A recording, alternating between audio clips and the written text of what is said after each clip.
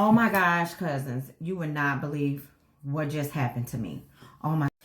Okay, for all my cousins who know about my mother-in-law, story time and all the drama that come with her, this is going to be an update and I need y'all advice. Now, for all my new cousins, listen, I'm going to give you the little rundown. We're just going to do a little quick little rendezvous. So my husband and I, we just met our whole family, like my husband, me, my 4 kids, and my support pet, just met my mother-in-law for the first time in the month of June. We didn't know her. June of this year. That's right, cousins. And when I tell you it has been a whirlwind, when I tell you, even to the point that she tried to ambush me with my husband didn't know he had a sister. She tried to ambush me and intimidate me. It was a whole mess. If you need to, go back and look at this story. Okay, guys? But I need you guys' help. Okay, so I took your advice and I went ahead and declined the Thanksgiving invitation, mainly because, you know, she seemed mentally unstable. I don't know how you're going to send me a Thanksgiving invitation to come over your house and then, you know, send me like 3 I hate you letters. Who does that? Right? Right. Okay, so now I hadn't talked to her since I said no thank you and we not coming. And I asked for some space like y'all gave me the advice to. Why yesterday did I get a phone call? From who? My mother-in-law, Karen. Yeah, I did. Karen called me. So I looked at the phone and I wasn't going to answer at first, but I went on ahead and I answered. And she's like, Dominique, darling, I'm so happy that you answered the phone. I've been missing you guys and I'm so sad that you couldn't make it to Thanksgiving. Well, I know that I need to ask your permission to see my grandkids, you know. But I wanted to see if you guys would come over for Christmas, if we can put our differences to the side. Girl, I was exhausted. Because ain't no differences. You... Listen. Cousins, when I first met her, she was cool. Me and my husband met her in a public place because it was his first time. So we sat down somewhere public to eat, grab a bite, just me, him, and her, not the kids. And second and third visit, we set up for somewhere in public with her, our whole family and her, so she can get to know the kids. Then we can't keep doing that because we got like 4 kids. So we invited her over to the house for dinner. I cooked. And everything seems to be going well, right? And the 5th interaction, she popped up over my house. My husband he had to work in the office that day. So when she came knocking on the door, I wasn't expecting anybody. And I got teenagers. And they was like, oh, it's our new grandma at the door. And I was like, okay, open up the door.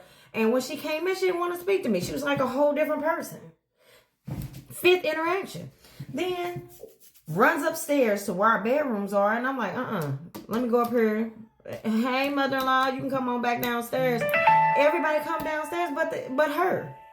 And then I hear a thud. She roaming through my bedroom. No, you're going to have to leave. And if you did not know, my mother-in-law is white. So immediately I felt really, really thrown off. I didn't know what to do, cousins. From there, it just escalated. It was like, you know, it was so much pressure. And even to the fact that she tried to intimidate me with his sister, which he hadn't even met her. How you going to ask to meet me to try to smooth things out and then ambush me? Well, try. Okay? Because listen, he who angers you controls you. So I was in control. Listen, I would let you fight by yourself. But now you want to invite me to Christmas at your house, and I'm not even sure if we should go. Because this seems like a whole different person. You invite me to Thanksgiving after you then showed up at my house. And 8:30 in the morning, my kids about to clock in for school. Yeah, they go to school from home, okay? They got virtual school. So when they in meetings, they have to be present. I have to be present with them. And plus, I run my own business and my husband works from home sometimes. So we were all busy. That's why we ask people to respect that one boundary and call or text and see if you can come over. There's nothing wrong with that, right? Right.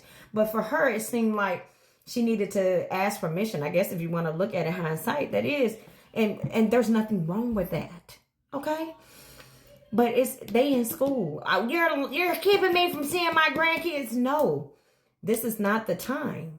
So since she would not respect, do not come over here. I took y'all advice. I did not answer the door, and my neighbors called the police on her because we live in a very quiet neighborhood. I didn't call the police on her. They did, okay? And for all y'all who was in my comments, telling you don't know if something was wrong with her. If something was wrong with her, she should call 911. What the hell you coming outside my door knocking at the door for? Right? Right. That's exactly what I was saying, cousins. But with all of this chaos and drama from June all the way until, I would say, October, I just kind of went no contact. I told her she not allowed over here. We not coming for Thanksgiving. No, thank you. We love you, but from a distance. She respected my wishes because she kept seeing y'all comments on the posts and stuff. And then she started terrorizing my sister-in-law and her husband, which is her other son.